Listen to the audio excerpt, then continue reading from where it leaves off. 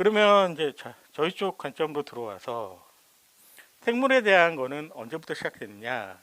이거는 아주 어떻게 지금 입장에서 보면은 굉장히 아주 작은 단위라고 생각할 수 있는 부분부터 시작을 합니다.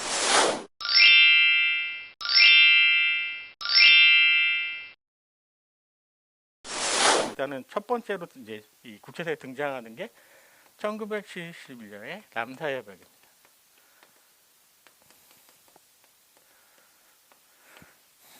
남사협약은 그 당시 할 때는 그냥 뭐랄까 그냥 물세, 철새 뭐 이런 동물에 대한 보호 개념, 단순히 보호, 그리고 뭐 개별 대상지, 그리고 각국에 대한 그러니까 뭐랄까 그냥 참여, 뭐 큰 구속력은 없었습니다. 그리고 들어오면서 이게 나중에 이제 그 등록 기준이라든가 선정 기준 이런 것들을 이제 규정을 하고 있는데요. 국내에서도 이제 2021년 기준 24개소가 있고요. 최근에 추가로 등록되는 것들이 있기 때문에 국내 등록 그 람사습지는 정리를 한번 해주실 필요가 있습니다. 이 부분들이 나중에 결국 아까 얘기했던 그 기후변화, 기후에 대한 세계적 인식의 변화에 따라서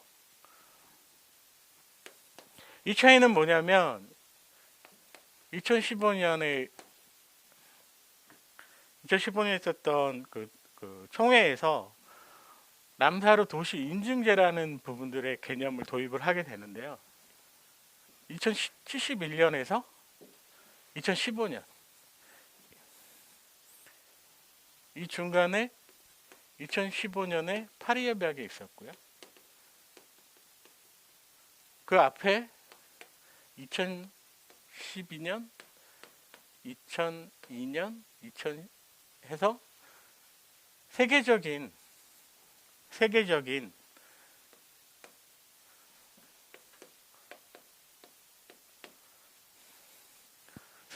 기후에 대한 생각들이 바뀌면서 람사르 도시 인증제라는 게 도입됩니다.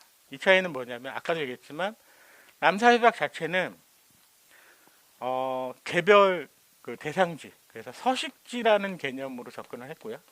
그리고 물새나 철새 뭐 이런 식으로 해가지고 어떤 종에 대한, 생물 종에 대한 어떤 개념으로 접근을 했다면 아까도 얘기했지만 생물적 요소와 비생물적 요소에서 생물적인 거에 더 관점을 많이 뒀다면 여기 도시생물 인증제는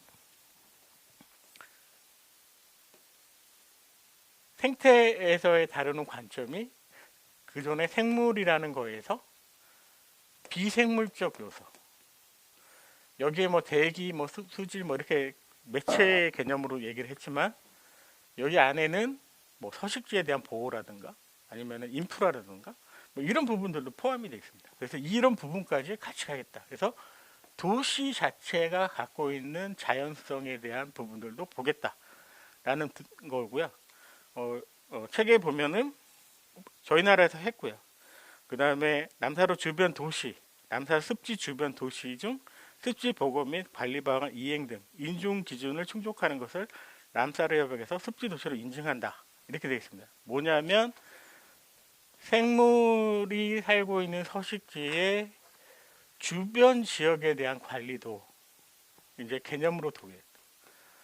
이렇게 되게 되면 이 안에 뭐가 들어오게 되면 도시 계획에 대한 얘기가 있고요.